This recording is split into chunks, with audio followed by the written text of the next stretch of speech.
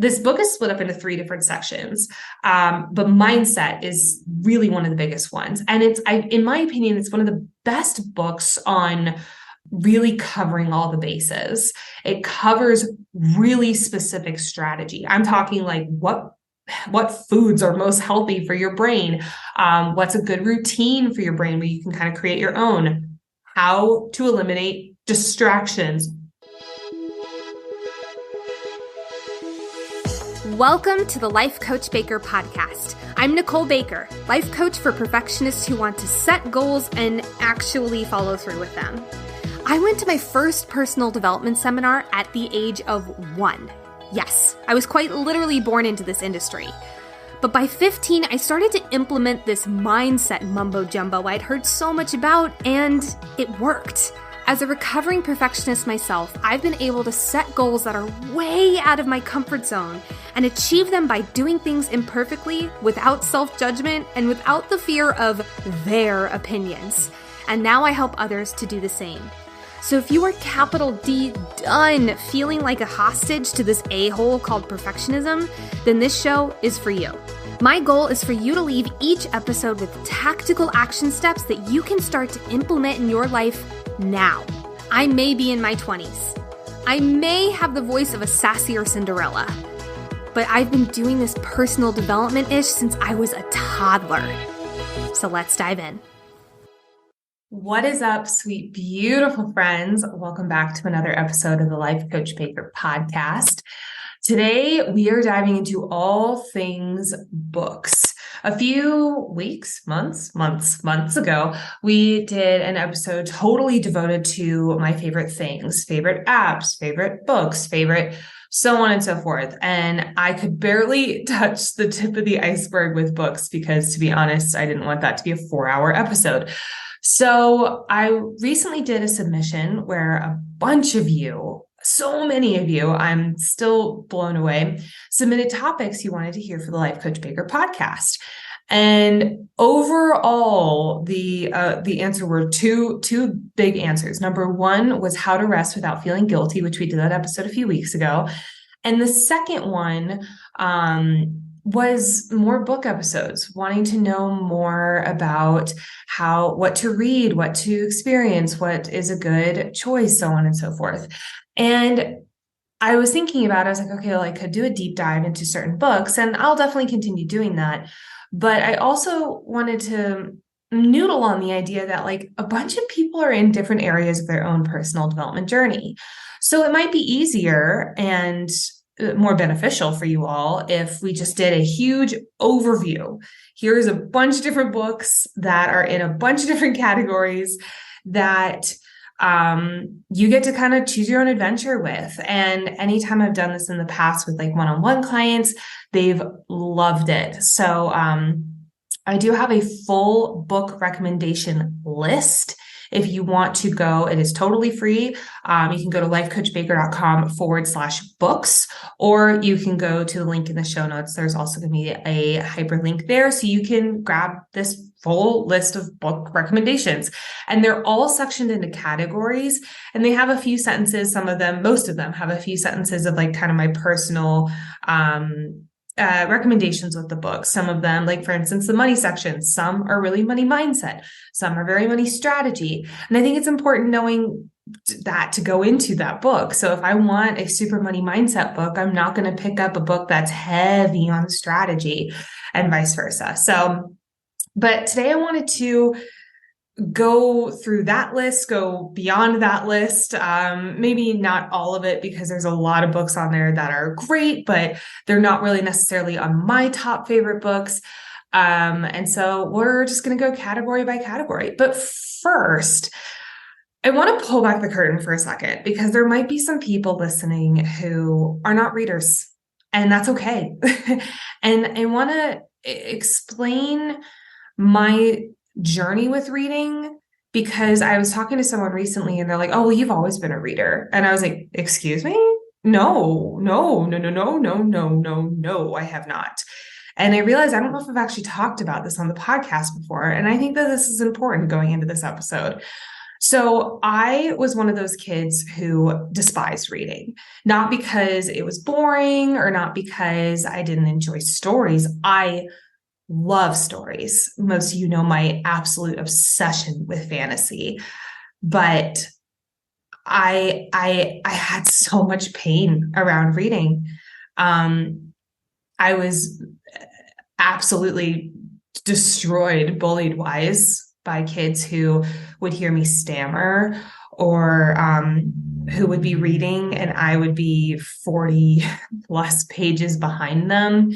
And I've never been tested, but I do believe a lot of it is dyslexia. So often I'll read things and be like, that was not the correct order those words should have gone in. Or I'll read things out loud and things will be totally jumbled up.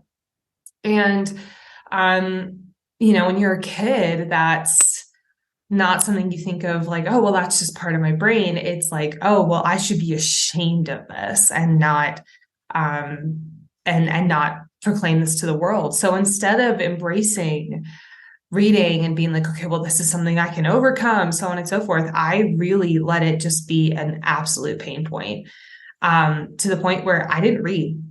Like for school, when people would be like, okay, like what's your, like what were your thoughts on so-and-so book for English class? And I would literally be like, I didn't read it. I would have the Spark Notes pulled up on my computer in college. I read, I think, one book for school ever. And I believe it was Siddhartha. And I don't think I even read the whole thing. I think I read like 80% of it.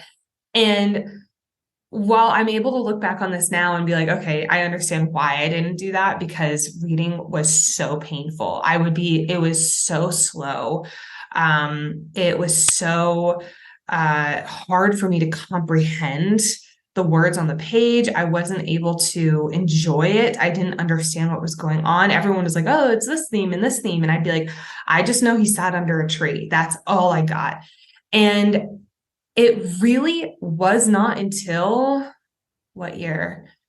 2019, 2018, because that's when I started my business, that I started being like, okay, like if this is what I want to do, I need to start getting into the zone with it. And because I still had a little bit of my perfectionist tendencies, I said, okay, I'm going to read a book a week. Nicole, that was so dumb. Why did I do that? And I did for about 4 or 5 weeks. And some of these books listed on here are books that I read during that book in a week. However, I was killing myself over it. I would spend an hour to 2 hours every day trying to get through these books so that I could just do it as fast as possible. And it wasn't until after that I was talking to my mom and I was like, I don't think I can do this. She's like, why are you trying to do this? Like, just read 30 minutes a day. Like, what are you doing? And I was like, that's a really great point. And so I started reading a bunch of different books. And that's actually one of the books that we're going to talk about today, Limitless by Jim Quick. That's when I read that one. And in that book, they talk about speed reading. Now, while I don't necessarily speed read, I am not a speed reader, trust me, I did pick up a lot of tools and tactics in that book on how to be a more comprehensive reader. And it really was not until I started reading books about the brain, like Limitless, or habits, like The Power of Habit, another book we're going to talk about today, or personal development, like You Are a Badass. Like there's just so many books that I was just like, wow, like I enjoy reading about this. This is fascinating to me. Reading about different neuro-linguistic programming techniques or brain science or the science of habit stacking. Like when I started reading all about that stuff, I was like, oh my God, I actually enjoy this. This makes me really happy to do so. And it wasn't long after that I was like, okay, like I really enjoy physically reading. Now, this is something I do enjoy doing. I'm still glacially slow at it, and that's fine. I own that, and that's totally okay with me. And I was like, why am I not also listening to audiobooks? I love podcasts. I have a podcast. Podcasting is a part of my ritual every single day. Why am I not audiobooking as well? And here's why I want to really touch on this, because so many people, and I also heard this recently, and it made my blood boil. someone was talking about audiobooks and they're like, oh, well, that's not really reading, that's listening. And I was like, bite your tongue, sir. Like I freaked out because I was like, how dare you say that? Like audiobooks are books. You are listening to a book. You are having the same experience as a physical reader. And oh, I just went off. I want to say it here because there are going to be books that I mention here that both have, I think actually almost all of them have both audio and physical abilities to read it. I don't give a fuck. Listen to one, read the other, do one, I don't care. Both are reading, period. So this whole shame around like audiobooks aren't real books, I'm so fucking over it. I'm so over it because there's so much of our world that is so polarizing. You know, we're either left or right. We're either successful or failure. We're either hustling or resting, or AKA being lazy, you know, like, and I do not believe any of those, please know that. But we live in a very polarizing world. And the fact that you are either good for reading, and that means you're a good person, or you're lazy for audiobooking just makes absolutely no sense to me. If you will listen to audiobooks, you are still a reader, period. You still get the same stuff. The one thing I will say is just a little bit easier with physical reading is highlighting or taking notes or pausing to write something down. Or a lot of these books that we'll mention today have exercises in them. It's a lot easier to stop and write down your answers. With audiobooks, you have to pause it and then you have to write down the question and then you write down the answer, or pause and write down the quote you just heard, or so on and so forth. But there's hacks for that. Like I have a note in my notes app on my phone and on my computer. I have almost like a glossary, like a Nicole Baker glossary for every book I read. And it's favorite quotes, favorite lessons, things I want to explore further, any science that I really enjoyed and I want to look up the study. So I have like this running list, and I have like a few keywords so I remember what it is and the timestamp. And that's it. So when I go back and re-listen to those books, or when I want to pull something for maybe like a quote for social media, or for on here, if I'm doing a book podcast, like I want to have that information. And I have it just in a timestamp versus in a highlighted or a flagged book section. So there are so many different hacks. You can also, I know, like in Audible, you could also like save certain sections. The fact that I just remember that and I've never done that before, honestly, makes me go like, duh, like, why am I not doing that? So, real time thoughts that are happening right now. But, I wanted to kind of peel back the curtain on that. So reading has not always been something that's been hunky-dory for me. It's not always been something that I've enjoyed. It's been something that was deeply filled with shame and guilt and just being a bullied kid in the dark. And it wasn't until I started reading things that I actually felt so connected to and that I wanted to learn, and that, quite frankly, made me feel smarter. There was a limiting belief I had for many, many years that was, I'm an idiot. I'm not intelligent. I'm not smart enough. I'm not good enough to be, a speaker or an educator or a coach. And that limiting belief held me back so much in so many different areas of my life. Reading, especially, because if I have a limiting belief going off in my head over and over and over again, you're an idiot, you're an idiot, you're an idiot, you can't read, you can't speak, you can't do any of this. Of course, reading was extremely painful for me, but it was unconscious for so long. I had no idea. And it wasn't until I attended a seminar in, oh my God, I think it was 2020. Because it was a virtual seminar, when I realized that limiting belief was really at the forefront of my brain. Now, this is already after I kind of started challenging it through reading and day-to-day actions, but something was still a little off. And so when I started really leaning into like, I am I am intelligent. I am someone who, can communicate effectively. People want to hear what I have to say. And thank you for everyone who's listening right now, because that shift of my mindset is the reason why this podcast is still here today. And because of the encouragement you all have given me, that helped solidify this new belief system in my brain so much. And I can't even express the gratitude I have for you all for that. But at that seminar, or at that virtual seminar, I started conditioning. I am smart. I am intelligent. And it was so interesting. It's almost like reading became a lot easier and a lot more fun after that. I was able to read a little bit quicker, not because I was pushing it, but just because I was enjoying it, just because it was a part of it. And so reading has been such a journey, and something that I now love, that is a part of my job. I cannot believe that for my work, I get to read books on personal development, or read books and then interview the authors. Like we just had an incredible video game casting director on the show. Her episode's gonna be releasing in December, and she has an amazing book. I'm not even a voice actor, and I love that book because I got to read it and then talk to the author about it. And it was incredible. So stay tuned for that episode. Thank you also, Julia, my client, for introducing us. Yes, that is two Julias, two different Julias. You rock. But that all being said, I want to say, if you are not in a position where reading feels fun or easy, that's okay. But find something that you are connected to and take it at your own pace.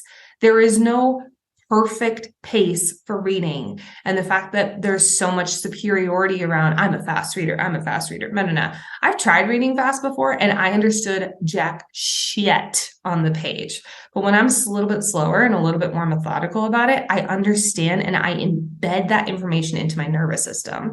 And considering the fact that a lot of books that I've read, I've then turned into talks, or then, helped me be a better coach, or been able to produce certain phrases or stuff like that, or new ways of thinking. I wouldn't have had that if I sprinted through it. So I really had to be at peace with taking my time. And I want you to know that that's okay too. So all of this being said, let's dive in. So like I mentioned, I'm going to do this in different categories. And I'm going to go ahead and tell you what the categories are, because you might want to write down certain ones in a certain category, or, it's always just good to know. So I'm going to go over great introduction books, kind of like personal development 101 books. Ones that tend to be a little bit more fun to read, a little bit more conversational style writing. There's some really good ones in there that I really enjoy. And by the way, I still read those too. There's a few in that category that I read regularly because of how conversational the writing is. And I think it's really important when you're verbalizing lessons from it. Mindset's very important. A little bit more methodical there. Perfectionism and vulnerability. Yep, you guessed it. Brene Brown is all up in this whole category. Personality types and how to use them to your advantage. Productivity, money, that's a big category. Relationships and sex, habits, and then my current favorite books. And I have that word current in there very specifically because they are always changing. So let's dive into category number 1, great introduction books. I mentioned this one a few minutes ago, but You Are a Badass by Jen Sincero is one of my all-time favorite personal development books, not only because it's funny, it's story-driven, I cannot stress the hilarity of this book, but because she was one of the first writers that I read a book about, or not about, but a personal development book that she wrote, that I really started hearing my own voice in a book. Previously, I had read books that were a lot more methodical. There were a lot of straight white men. I had not really read a whole lot of personal development books by women. And this was like many, many, many moons ago. This is also, by the way, a fantastic audiobook. Jen Sincero does the audio herself, and she's just wonderful. But one of the things I loved about this is there are cuss words. There are moments of just like absolute run-on sentences. This is not a grammatically correct book, and I adore that. It is how we speak. And she has so many great lessons in it. It's very tactical, which I think some personal development books lack. And I'll go ahead and tell you, I think almost everyone on this list is more on the tactical side, because I believe when you're reading, you need to be able to implement the stuff that you're reading for it to really sink in. And this is just chock full of it. Every single chapter has like 9 steps to follow. And I do recommend taking this one slow. This is not a book to read in a week. This is a book to read over like 6 months, and read a chapter and implement that stuff for a week. Read another chapter, implement that stuff for a week, or listen to it. But one of the things I do really love is she breaks down the woo-woo, energetics, manifestation, meditation, into really left brain ways. It's science driven. It is also a little bit of, you got to let go and trust. And it's just a really enjoyable book. I think that if you are very new to the personal development world, or if you've read numerous books, it is a wonderful, wonderful book to dive into. Next up is Everything is Figure-Outable, which is not only the freaking best title ever. It is by Marie Forleo, who is one of my heroes. Talk about a dream career. She is everything I would want to be and more. But one of the things I love about this book is it breaks down, as you can imagine, everything is figure-outable. It breaks down those big, hairy, scary, audacious goals. While You're a Badass is a good, like, hey, this is for your mindset. This is for you to really challenge your belief systems. Everything is Figure-Outable is really all across the board. There's strategy, there's mindset, there's a little bit of woo-woo with still some science backing it up, which I love. I also dove into 2 beefy episodes of the Life Coach Baker podcast around this book with my friend Andrew Krutman. Shouts to you, Andrew. And we spent the 2 episodes really dividing and conquering. The first episode was like overall thoughts of the book. What did we enjoy? What did we think others would enjoy? And then the second episode was us doing the exercises. How was that experience? A lot more of like a personal experience with the book. That was from way, way, way back when. So you'll have to kind of scroll back in your feed a little bit, but it is a phenomenal book. And there are I think there's actually an entire episode on perfectionism as well, because when it comes to goal setting, perfectionism is pretty big. And this is also another book. I think I read this actually. I don't think I've actually physically read this book. I've only listened to the audio. It is phenomenal. I would listen to this book while I was at my day job. I was working as an office manager at a big tech company in Chicago. And I'd be decorating for Halloween, and I'd have this book in my head, in my ears, and I'd run back and write a few words down, or write down an exercise, and then go back to pinning spiders on the wall or whatever. And people would always ask me, they're like, what are you listening to? And I'm like, Everything is Figure-Outable. And they're like, that's a fucking great title. And I agree. It's amazing. But one of the things I love about this book that I know a lot of people who listen to this podcast would enjoy is it's very multi-passionate. Marie is not a one-stop shop. She is everything from, she was a athlete dancer for Nike for a while. She's a coach. She's a speaker. She is incredibly weird and wonderful and silly and funny. But she is not a you do this one thing and then go be a rock star at it. She's like, I like a lot of different things. She also has ADHD, which she's recently spoken out a lot more about, which I love, because I think it's important for people in her position to be talking about that, because I've seen firsthand by my fiance the impact of when people who are in really successful positions talk about that openly. She doesn't talk about that in the book, but if you have that going in, it becomes a lot clearer. Next up is Untamed by Glennon Doyle. So unlike You're a Badass and Everything is Figure-Outable, which are very funny, very conversational, Untamed is a book of shorts, not stories, but short memories. I'm going to call them memories. And it is very empathic. As an empath, reading this book wrecked me in the best way ever. It is very emotional in a beautiful way. It puts words to thoughts I've had my whole life and just have never been able to physically verbalize. And it gets you thinking in a new way. So while there are not exercises or really tacticals in this book, this is one of the books on the list. It's not very tactical. It gets you thinking in a new way. And I think that those are sometimes just as important.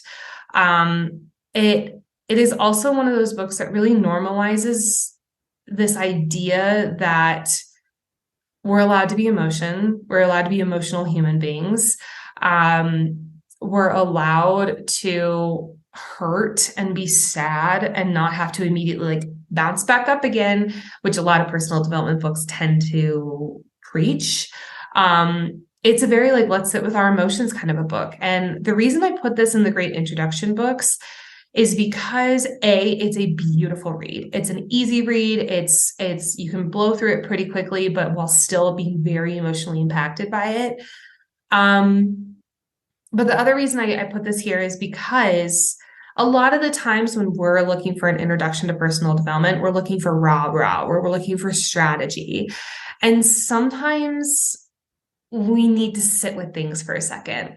Brene Brown always talks about if you're wanting to change anything, you cannot change something that you do not wish to understand, which means like you shove things down and you're like, okay, well, like that's shoved down and put away in a neat little bow and locked up. Let me go after this new thing. And it's like, that's really difficult to do. And I will say it does not work. Like point blank, that box will always come back up as Pandora. So Untamed is a really good book if you're ready to kind of like sit with your emotions. I don't know if anyone's actually ever ready for that, but if you are wanting to address that part of yourself. And I would recommend that if you even have that slight gut instinct that, ooh, that might be something I should probably do, follow it. Because especially perfectionists, I'm looking at all of you, we tend to not want to feel emotions. And here's what I mean by that.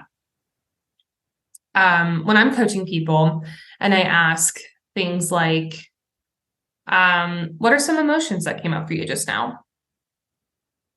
It's always a really difficult question because actually naming emotions is something that perfectionists are so not used to because they're used to going on to the next thing, the next thing, the next thing. It's that difference of human being versus human doing. And, I think that this is a really good human being book. And that is very necessary in the earlier stage, much more than we let on. Mindset, next category. I want to start with the book that has quite literally changed the way I coached, quite literally changed the way I think, changed my productivity for my entire life, but this is still in the mindset section for a reason. Let me tell you why. Limitless by Jim Kwik. Jim Kwik is a brain coach and he's a genius. I don't have any other way of saying it, but he had a very difficult childhood. He had a very traumatic brain injury and everyone around him was saying like, you're stupid, you'll never amount to anything, so on and so forth. And now he literally coaches like some of the top people in the world on how to be limitless, basically. And this book is split up into 3 different sections. But mindset is really one of the biggest ones. And in my opinion, it's one of the best books on really covering all the bases. It covers really specific strategy. I'm talking like what foods are most healthy for your brain? What's a good routine for your brain where you can kind of create your own? How to eliminate distractions, with each of the sections, there's mindset, but there's also motivation. So he talks a lot about how to get motivated, how to stay motivated, and also methods. So, like I mentioned earlier, things to eat, what are some best practices, how to be a productive person. A lot of what I've learned from productivity started with Limitless. It is just a phenomenal read. Is it a quick and easy read? No, not really. There's a lot of studies. It is a little bit more conversational than some, but it is definitely a book to go through in a slower manner. And like I mentioned, he does talk about speed reading in that book. I mean, this is a great practice of take what works and leave what doesn't. If you want to learn how to speed read, Limitless is a phenomenal book. Because there's a whole section devoted to it. Whenever I read it, I just kind of look at like, okay, what are the things I want to take from this section? And I leave the rest. And that's totally fine. For any of the books I list today, please know that is a blanket statement. You can do that. Number 2 in mindset, awaken the giant within.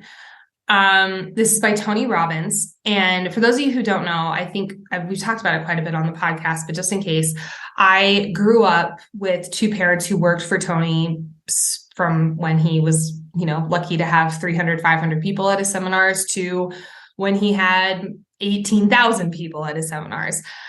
So Tony Robbins has been a huge part of my upbringing. Now, I know that this is someone who not a lot of people, but it's a very polarized view on him, and I honor and I totally respect that. And I will say this, he is the number 1 strategist in personal development for a reason. You can take what he says and again, take what works and leave what doesn't. But the reason I put Awaken the Giant Within on this, first and foremost, this book is a beast. It is like 900 pages. It is long and it is a dry read. Like, no offense to Tony. It was written in the 1980s and it reads like it was written in the 1980s. There's a lot of he's, not a lot of she's, and basically absolutely 0 theys. So do keep that in mind while you're reading this. However, as I read this, I tend to change the pronouns in my head to make it connect with me more. And that has actually been a really beneficial way to read this book, because there are 2 chapters in the book that almost every single one of my clients we go through, and they're chapters on rules and values. We've talked about it on the podcast, but to be honest, it's a really hard exercise to do when you're not coaching someone one-on-one, just because I need to be able to see what your breath pattern is and what are some things you're coming up with and so on and so forth to kind of coach you through it. But I think Tony, in those 2 chapters, I believe we're getting really technical. I believe those are chapters 16 and 17, or 17 and 18, one of those 2. Those are 2 chapters that have changed my life. So much of what I coach, especially when it comes to rules and values and the 6 human needs, which are 2 pillars of what I coach on for a lot of my clients, depending on where they are. Both of them came from Tony's work. I don't know if he talks about the 6 human needs in Awaken the Giant Within. I can't remember, but he definitely talks about rules and values. One of his seminars, which is Date with Destiny, is a $10,000 seminar. I have been extremely fortunate to go, and I'll go ahead and pull back the curtain. That was in thanks to my parents. I did not pay for a $10,000 ticket, and I am unbelievably grateful for that. And I want to just be totally transparent with you guys. But in going to that seminar, well, it was virtual. So in attending that virtual seminar and then reading Awaken the Giant Within is basically Date with Destiny. It's just a lot less of the immersive style. So if you have heard of Date with Destiny, and I will say this, it's been the best seminar I've ever attended in my entire life. I walked out of that experience not only a different person, but a different partner to Brett, a different coach, a different daughter, a different human being, and in the best way. I came out of that seminar the woman I want to be. And it was one of the greatest experiences of my life. And if you want to learn those tools and tactics without, attending a $10,000 seminar, read Awaken the Giant Within. And again, it is 900 pages. It's long. Do not read it quickly. It is a take it slow kind of book, but it's phenomenal. I don't have another word for it. It is a phenomenal read. Just knowing that, there's a lot of tropes that were 1980s kinds of tropes. Next, Mindset by Carol Dweck. Carol Dweck is a titan. She's done so much research with Oprah. I can't even tell you. But this book was really, I don't know if it's her claim to fame, but in the personal development world, it's the most recommended book I've heard by Carol. So Mindset, if you've heard about fixed and growth mindset, this is the origin of that book or of that study. I'll do a quick Reader's Digest version of it. Fixed mindset is I am born with all the information that I am going to have in my entire life. So if I'm wanting to build a website, but I don't know how to embed a certain code into it, I wasn't born with that information, so I don't know it. Now, I'm talking about this in a very dry way. We tend to layer a lot of emotional excuses onto it, but a lot of people have fixed mindset. I did for the longest time. I had a fixed mindset. On the contrary, growth mindset is I can learn anything. I can grow into whoever I want to be. And these people who tend to have this growth mindset conditioned into them tend to be a lot happier, a lot more of our cultural definition of successful. I'm going to put major air quotes around that. But this is a phenomenal book for learning about how to change your mindset into growth mindset. I do want to give this disclaimer. This is a horrendous audiobook, and nothing against the audiobook reader. I'm sure she's a wonderful person. And it was not Carol, by the way. It was a different person. It is extremely robotic and very dry. There is no emotion. There's no inflections. It is just straight across. And I listened to maybe 5 minutes of it before I had to give up. I could not listen to that book. So that is if you need some kind of emotional, impact into it, I would not listen to that audiobook. If you want to go read some of the reviews, it is across the board. The audiobook, the reader is really hard to listen to. And again, nothing against her. I'm sure she's a wonderful person, but it is just not the audiobook level of the other ones. Also, I forgot to mention this, Awaken the Giant Within is not available in audio. Probably because it would be 45 hours long, but also Tony has a bunch of different audios as well. And I'll go ahead and say this. If you have a Scribd account, he has a 6-hour recording of a different seminar of his called Unleash the Power Within. I've been lucky to attend this seminar probably 6 or 7 times. I love it.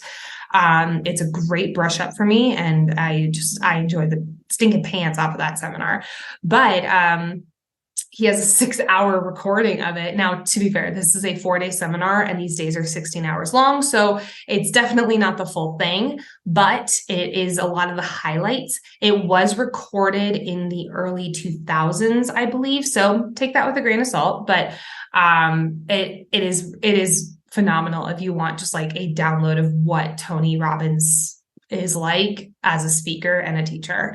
And that is available on Scribd. So if you have a paid Scribd account, just Google or just type into Scribd, Unleash the Power Within Tony Robbins, and it should be the first thing that comes up. I think that's all I'm going to do for mindset. I have a few more listed on the book recommendations, but for time's sake, I think I'm going to move on over. Here's the one little quick thing I will say. Man's Search for Meaning by Viktor Frankl is probably the most recommended book in the personal development world, period. And I haven't actually read it. So, it's old. I've read a few little clips of it and listened to interviews and stuff like that, but I have not physically sat down and read the book. But I will tell you what I have experienced with the book is inspirational as hell. It is the #1 recommended for a reason. Perfectionism and vulnerability. Oh boy, here we go. Let's do it. I'm just going to do 3 of these, actually 4 of these, just to, again, keep time's sake going. But number 1, The Gifts of Imperfection by Brene Brown. Sweet Dr. Brene Brown. She can have my firstborn child, I swear. I listen to this book maybe once a year because it is so impactful. If you are struggling with overachiever or perfectionism, this should be required reading. It's short. It's a 4-hour audiobook. And it is, for a book called The Gifts of Imperfection, it is perfect. It is a perfect book. And I cannot recommend it enough. I don't even have the words to put into how much this book has changed my life. One of the phrases from this book that I've taken into be my own mantra is, no matter how much gets done or how much is left undone, I am enough. I'm going to say it again. No matter how much gets done or how much is left undone, I am enough. That is sweet, wonderful Brene Brown. And guess what? That's just one of the quotes from the introduction. That's how amazing this book is. Number 2, The Artist's Way. I would not be sitting here today if it weren't for Julia Cameron and this work. I don't really like to call this a book. It's more like a 12-week course. But it's phenomenal. I mean, it is a book that dives into your subconscious mind, and your creativity. And I actually started reading this book when I wasn't even an artist technically anymore. I was a musical theater performer for about 10 plus years, and I'd always heard of this book and I always heard really great things about it. But it wasn't until I actually decided to step into coaching and be my own boss and, do a lot of that entrepreneur work that I was like, okay, fine. I'll finally read it. And just from the morning pages alone, which is every single morning, you write 3 pages of just stream of conscious thought. And that was the birth of Life Coach Baker. I mean, like, in those pages, and it was not perfect on the first try. I did not do the full artist dates every single week. As a part of it, you do like a solo artist date where you like feed your creativity once a week. I didn't do it. There are a few that I did. There are a few that I didn't. I picked and chose. I think that's the conjugation of that.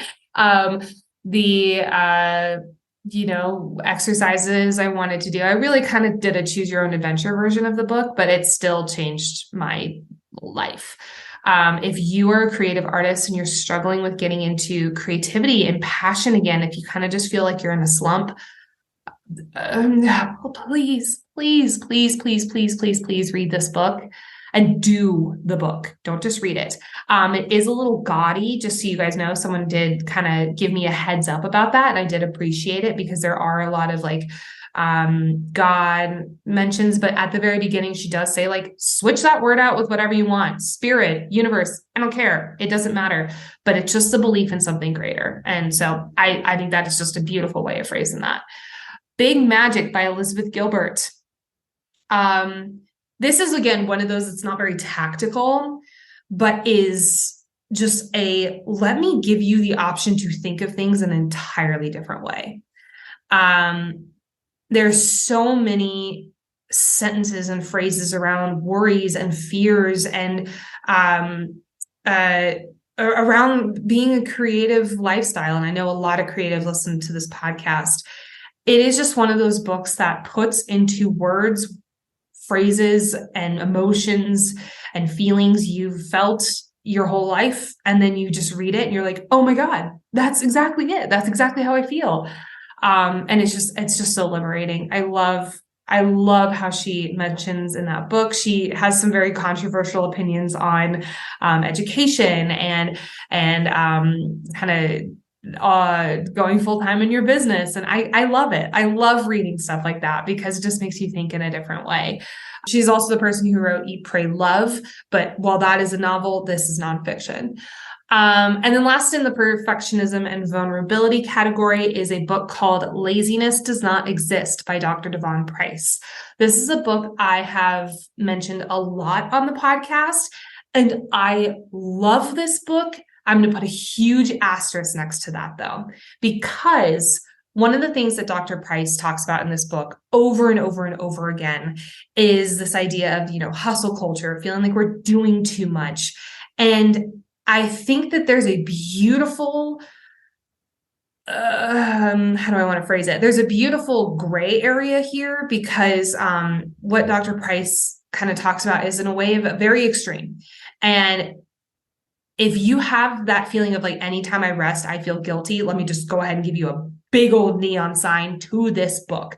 But please take it with a grain of salt that, like for instance, when I've had a few clients actually read it and have the same experience, I had a very similar experience.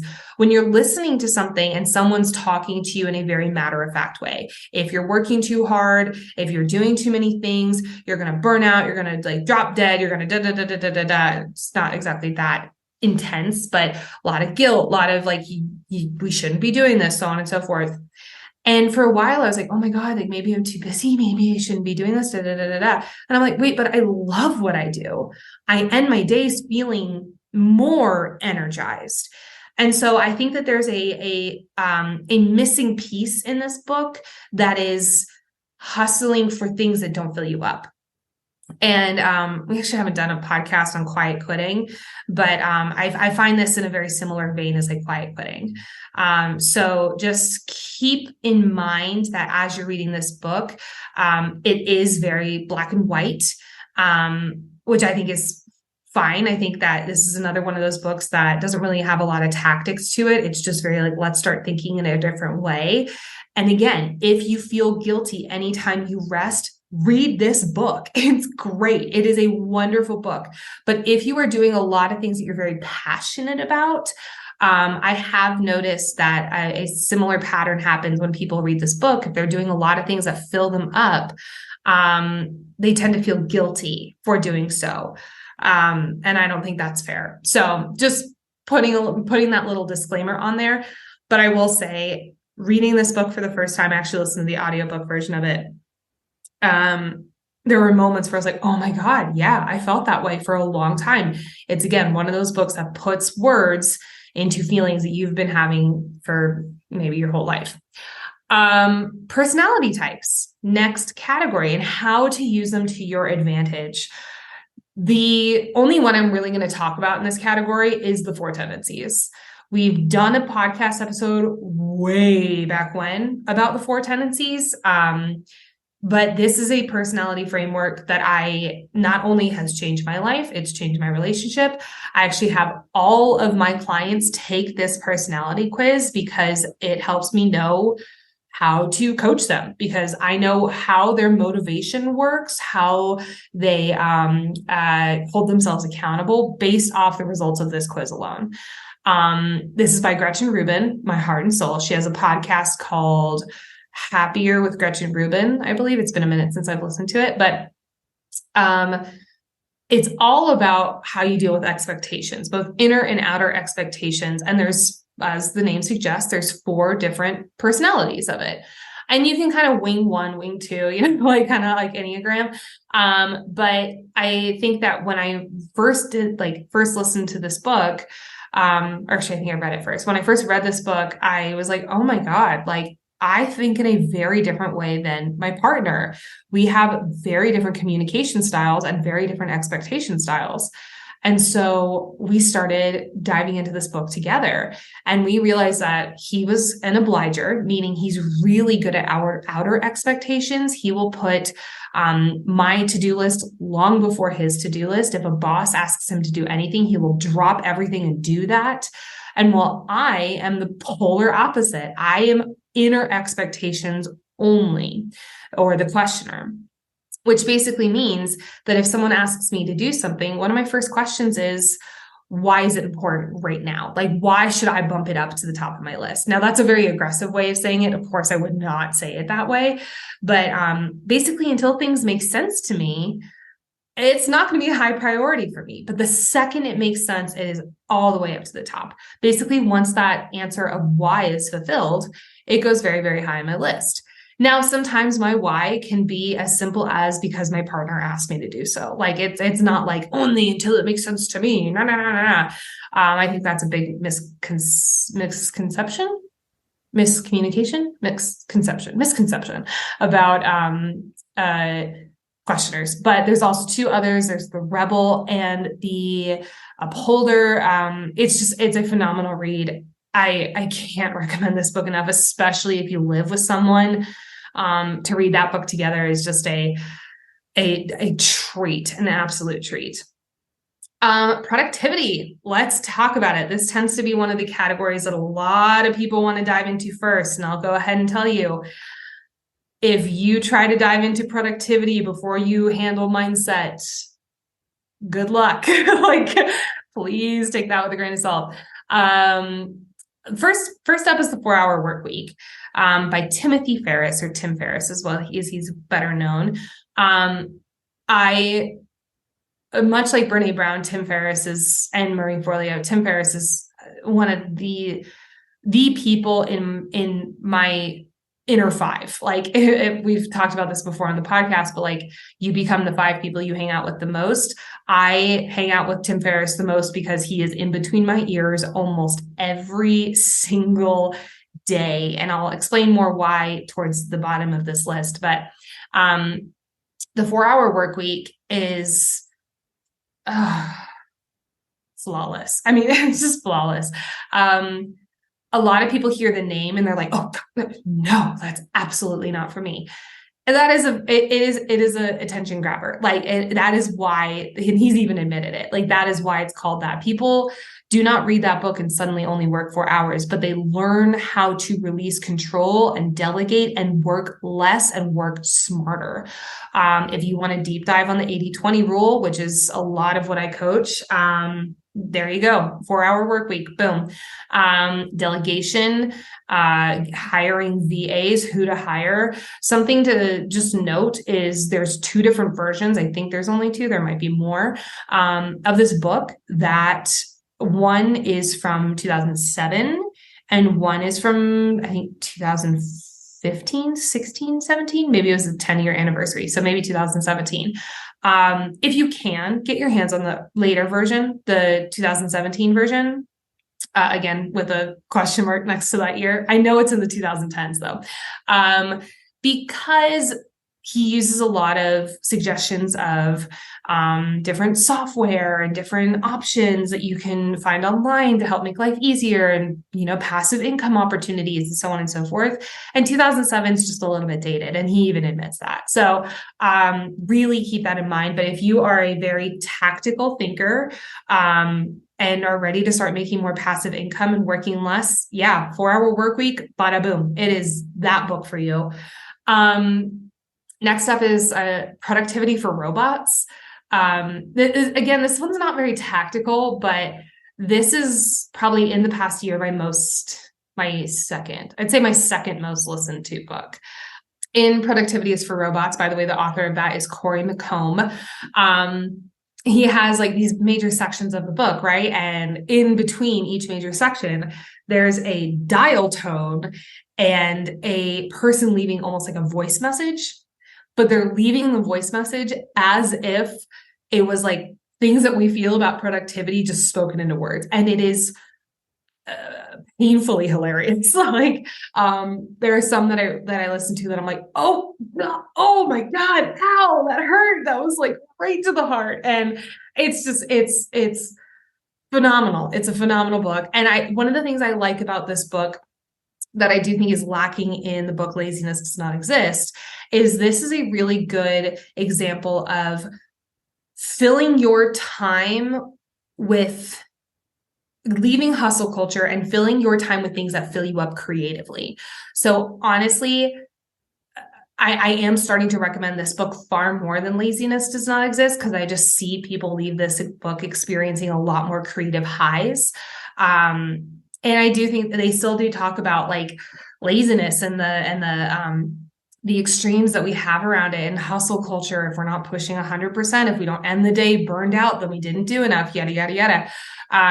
It's just a phenomenal book. And I think that what they really hit the mark on here is that, getting to do things that fill you up creatively. And that, I think, as a life coach who does that for a living and helps people do that for a living, I think that's really the point that needs to be hit on more in the hustle culture conversation. Money, category of money. Oh boy. This one I'm going to try to blow through really quickly because there's a lot of books on here and I want to go through each of them, but that's a lot. So, number one, I Will Teach You to Be Rich by Ramit Sethi. If you want tactical city, like I want to lower the APR on my credit card. I want to know how to renegotiate credit score stuff and like have exact scripts for that. Then the front half of I Will Teach You to Be Rich is the first book I would send you to. It's phenomenal. It is a phenomenal book. He also has a podcast by the same name. I believe it's by the same name. If you just type in Ramit Sethi to anywhere you listen to podcasts, it'll pop up. By the way, that's RAMIT SETHI for Ramit Sethi. He talks to couples about money, and sometimes it's really lighthearted, beautiful conversations, and sometimes it is raw and vulnerable. And, those money conversations that a lot of the times we're really afraid to have. The second half of the book is all about what it means for you to live a rich life. The reason I got really close to the microphone and said for you is specific because my rich life looks different than yours and probably looks different than Ramit's. And it's all about personalizing money. And I think that this is one of the only books I think that I'm listing here that is really about personalizing money.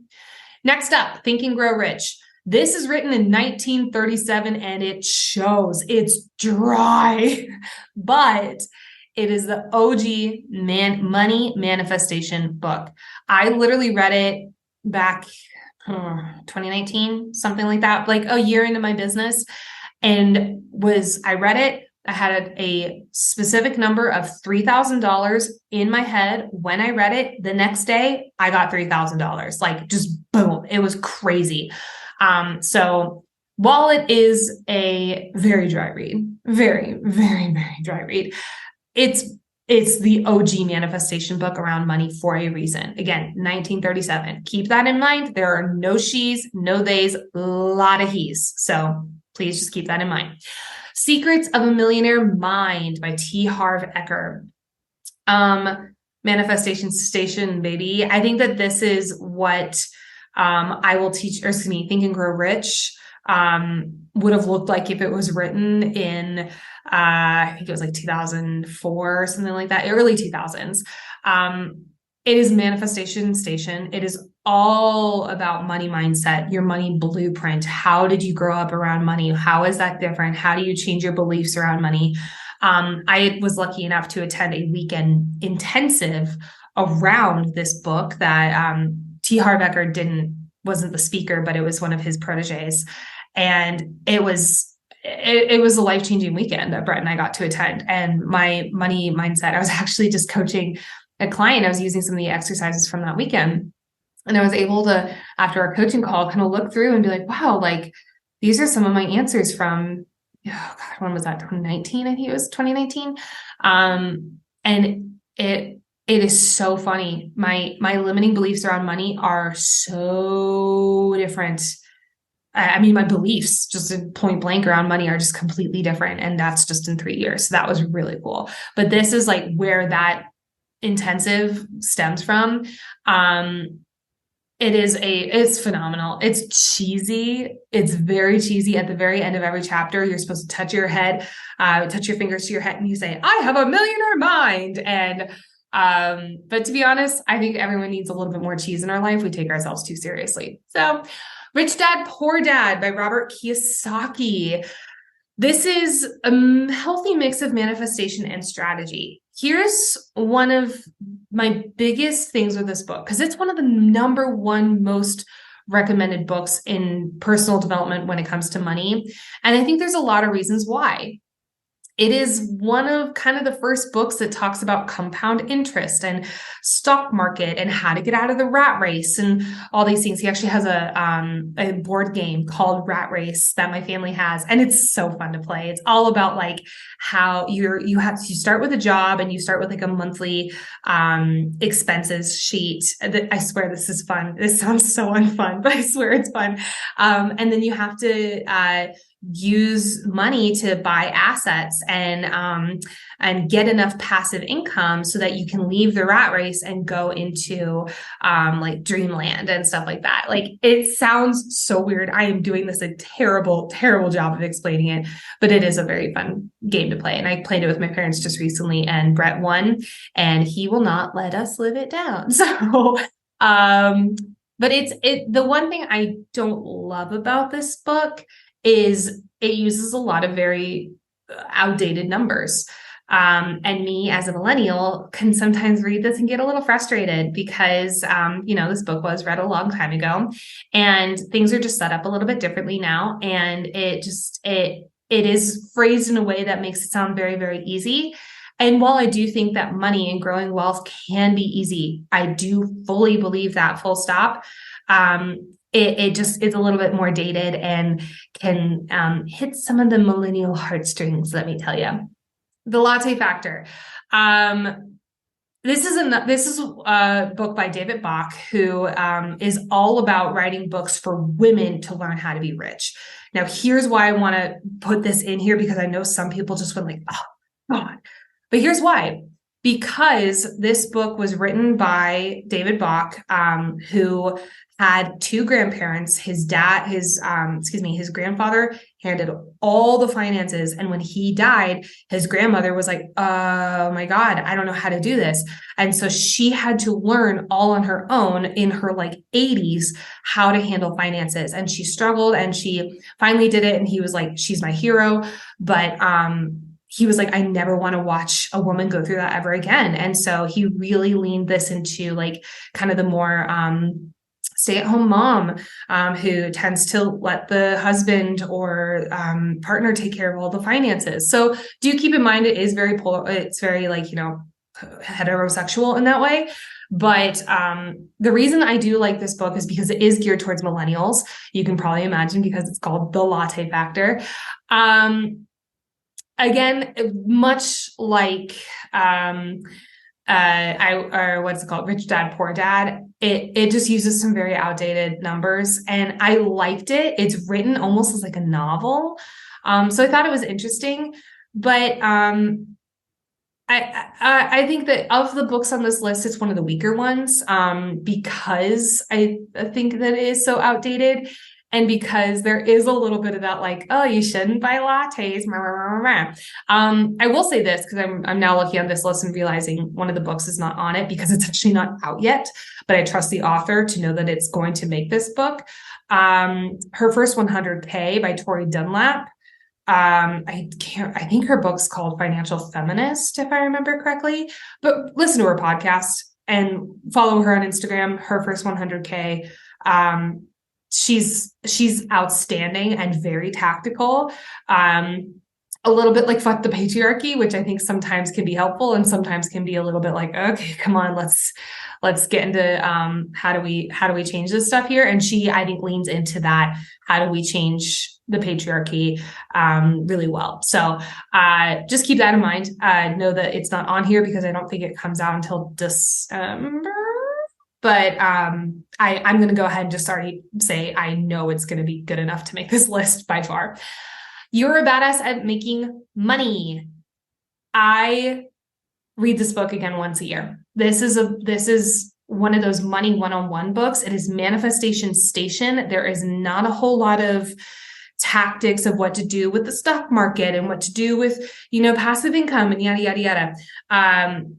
But it's all about limiting beliefs around money. And to be honest, if you only go into strategy with money, please stop. You have to address your money limiting beliefs first. because or else you're just going to self-sabotage left and right, because I've seen it over and over and over and over again. If you are new to money manifestation and limiting beliefs, I would steer you here first. It is written in a way that is very like, look, I get it. This stuff is weird, but here's why it works.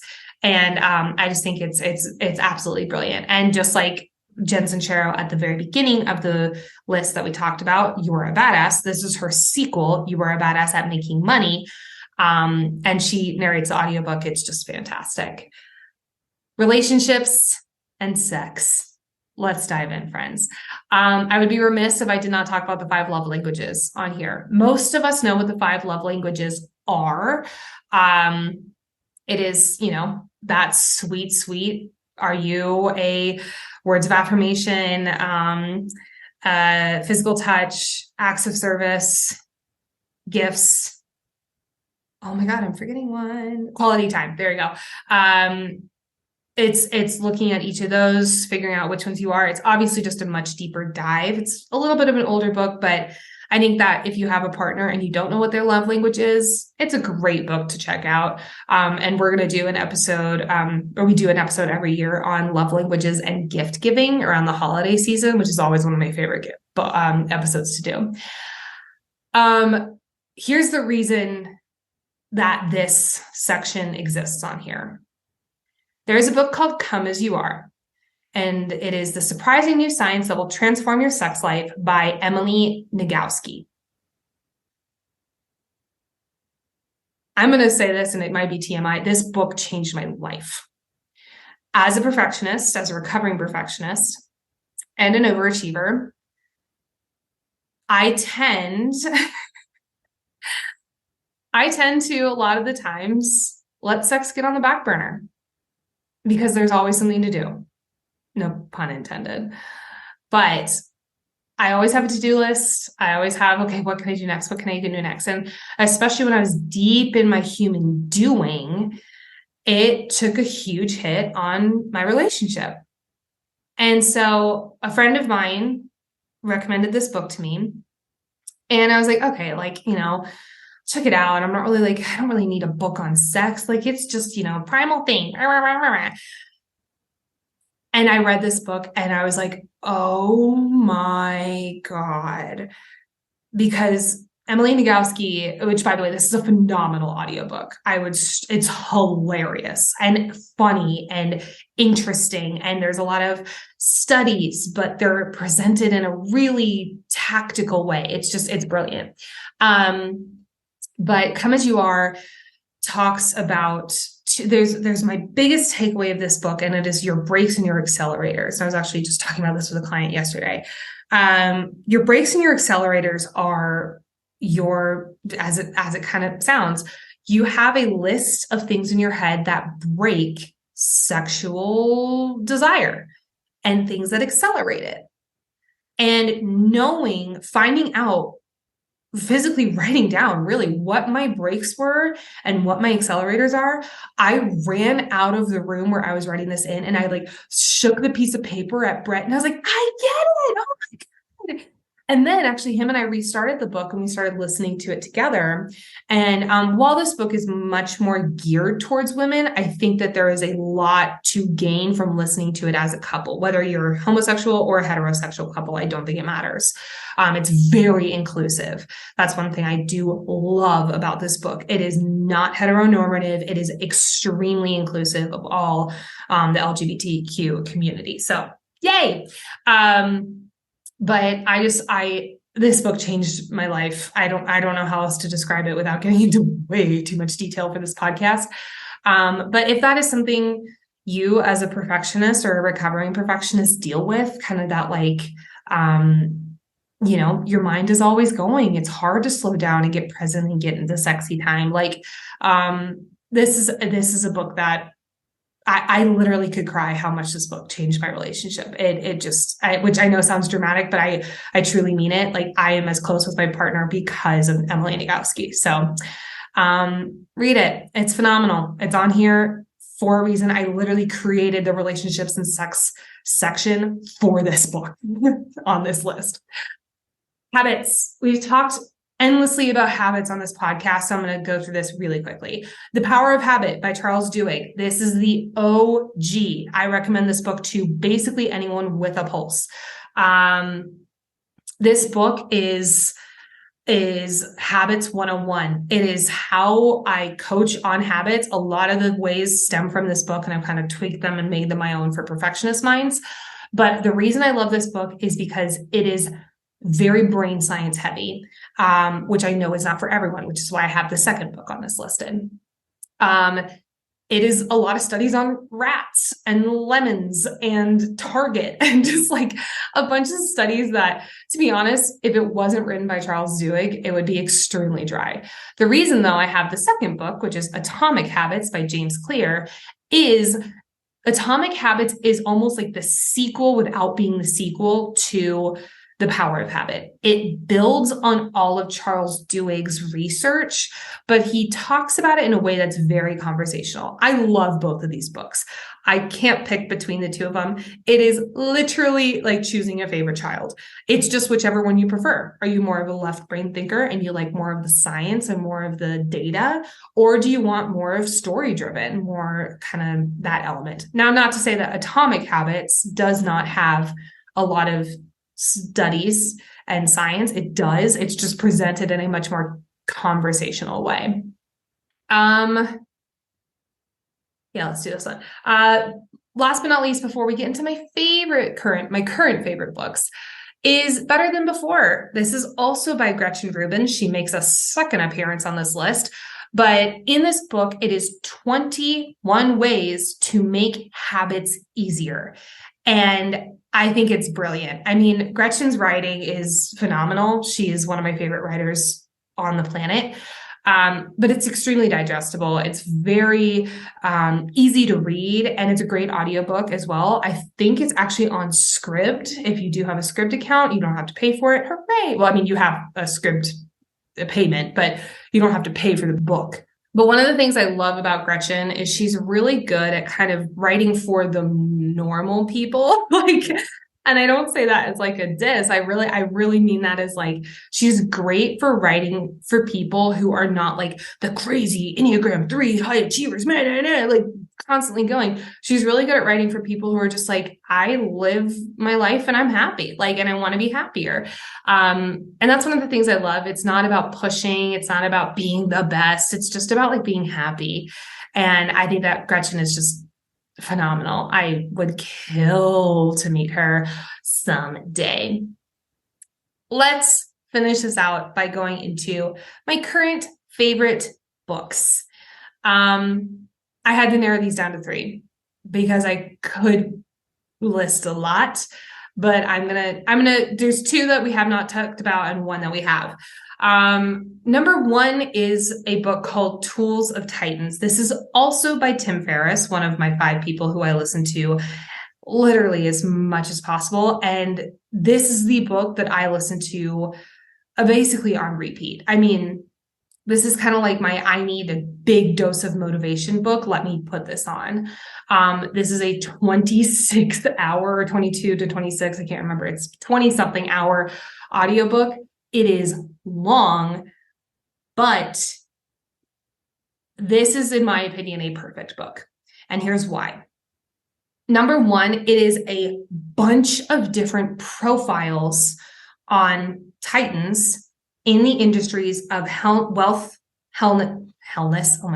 of wellness, health, and wisdom, not wellness and health, health and wellness, money and wealth, and wisdom. There we go. Jesus. Took way too long to try to get that. But it's a bunch of different profiles on a bunch of different people. And it's kind of intertwined with stories on by Tim and things that he has learned in conjunction with these people. And it's just, I'm doing a terrible job pitching this book, but to be honest, I don't have enough words to describe the amount of joy and creativity and downloads this book has given me. Now, my disclaimer with this book If you are someone who struggles with all or nothing thinking, meaning I have to do everything or I do nothing, this is not the book for you, because it is like 50, 100 different profiles on people all saying, here's what I do, here's what I don't do. And a lot of it contradicts each other, which is kind of why I love it. I love that everything in it contradicts each other, because that just shows that there's no one way to do it. But if you go into this thinking, I have to do everything in this book, you are not going to succeed, full stop. That is not a challenge, overachievers. That is just me saying we as human beings do not have the physical capability of doing that. So if you go into it with I'm going to take what works and leave what doesn't, and Tim even says that in the opening chapters of the book, he's like, don't do everything. Don't be an idiot. I loved him. He is my podcasting idol. I just adore the way he talks and the way he interviews. It's just so authentic. But and also they pull back the curtain a lot on things like depression, anxiety, suicide. And yes, it can get very real and very emotional, but these are also titans of the world. And the fact that they are talking about that, I do not have the words to describe how happy that makes me, because I am fucking tired of hearing a bunch of different personal development people be like, my life is perfect, I'm never sad. And I'm glad that they pull back the curtain and they say, look, my life is not perfect, here's why. And they talk a lot about perfectionism, a lot about procrastination, a lot about high achieving, overachieving. And some people you can tell are like, ooh, you have not addressed the perfectionism in you. And I almost kind of think it's funny, because then I get to see people in these really high successful roles who are struggling with perfectionism. And I think that it is just one of those books that I just adore, because it humanizes people who are in that like insanely high successful role. I love this book. I don't have enough words to say. I do not have enough good words in my vocabulary to say how much I love this book. I'm on my third listen of it right now, which is like, I've almost listened to 75 hours of Tim Ferriss in just Tools of Titans alone. And it's some of the best use of my time. I love this book. Next is The High Five Habit by Mel Robbins. I'm actually really surprised that this is the first time we're saying Mel Robbins' name on this list. I probably should throw the 5-second rule in mindset, because it's a really great one. But for, time, we're just going to talk about the High Five Habit. High Five Habit is all about high-fiving yourself in the mirror. And one of the things I love is that Mel at the very beginning is like, I know this is stupid, but here's why it works. And she's very great. She's wonderful at explaining science and explaining the neuroscience. If you've liked us talking about the reticular activating system on this podcast, you are going to love this book. It is one of my favorite books to listen to get pumped to do like a big talk or a big speech, just because I also really connect, just like Marie Forleo, I really connect with how Mel talks. She and I are very similar in that way. Very silly, very dry sense of humor sometimes, which I appreciate. But it is a really, really good book. And Mel pulls back the curtain. She talks about this dark time she went through with the pandemic. And actually that's how the High Five Habit was born, and the science she read into around it. There's also an incredible story at the end around manifestation. I'm not going to ruin it for you, because it brings tears to my eyes every time I listen to it. But while Tools of Titans is very, it's kind of like tennis match, you're going between different profiles of people contradicting what someone said the profile before. The High Five Habit is extremely cohesive. And I truly believe you can do everything in that book on the first listen, which is just wonderful. Last, but very much not least, is Everything is Figure Outable. Like I said, we've talked about this book before. I'm not going to go too deep into it, but there's a reason this book's on here twice. It's amazing. It's wonderful. Marie is a rock star. So if you struggle with that belief system of, I can't figure it out, I'm not good enough, this is really a great book for you, a wonderful book for you to challenge that belief. Oh, we did it. Oh my God. We went through the whole freaking shebang. I just had a moment of absolute horror that I thought I was not recording this, and I am, thank God. I was so nervous for a moment. If you have any books that you think should be added to this, please let me know. I'm happy to, if I've read it and I like it, I'm happy to throw it on the list. If I haven't, I'd love to read it. So please know that is totally on the table. And also know that we're not going to be taking book review podcast episodes off the table. It was just something that I want to do maybe more into the new year, because towards those podcasts take just a lot extra time. And right now there's a lot of balls in the air in the Life Coach Baker world that I'm really excited to share. Speaking of which, let's get into segments, shall we? How was I a perfectionist this week? Listen, yesterday, I am extremely grateful to be doing a lesson for one of my clients. She's a incredible YouTuber, and she's hosting an event in the new year, and I'm really excited to be a part of it. I can't really say much more than that, but I am going to be doing a video and kind of like recording a workshop for it. And yesterday it was like 4:00 and I was like, okay, finally I'm going to do this. I'm going to record this, And I had totally negated the fact that I'd been talking for like 5 hours that day. And I was like, you know what? My voice is probably tired. I can barely make words not sound like spaghetti right now. But I was like, no, I can do this. This is my time to do this week. This is the time I had it scheduled. Sometimes I can get a little crazy too. And after about 45 minutes of trial and erroring and not being able to make it, it's like slide 3. I finally looked at myself and I was like, in the Zoom recording, I looked at myself and I was like, why are you doing this? Like, you don't need to do this right now. And I laughed at myself, and I had this big moment of just absolute showering myself with grace and showering myself with love and just kind of like laughing and just being like, okay, I see you, perfectionism. You came out, you were sneaky today. You were very sneaky. And then I closed up shop and I said, great, I'm going to do this later. And guess what? I'm going to do it right after I record this episode, and I'm stoked for it. So I just thought that was funny, but I think that in those moments, the best things we can do is, if it feels genuine, laugh at ourselves, make it silly. We take ourselves so goddamn seriously. So just by being able to be like, oh my God, that was funny. Like, that was so silly, and genuinely believe it, was fun. And then to be able to be like, okay, Grace, Nicole, Grace. You are an amazing speaker. You are wonderful. People really enjoy what you have to say. So to be able to laugh at myself and give myself that huge dose of grace was just a delightful gift. I don't know how else to say it. Last but not least, goal to celebrate. And actually, the day that this episode airs, I am going to be on my very first TV segment. Yeah. One of the things that I was really looking forward to doing in actually 2023 was diving into more exposure. And I've done a lot of articles. I've been very fortunate to be interviewed in a bunch of different podcasts, a bunch of different articles. And I was like, okay, what have I not done yet? TV's on the list there.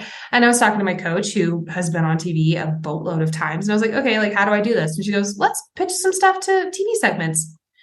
And the first one said yes. And let me tell you, that is something I do not take for granted. Like, that was a really cool surprise. So I'm really excited. If you are listening to this the day this comes out, go look at my Instagram. We'll probably be posting all about it on there.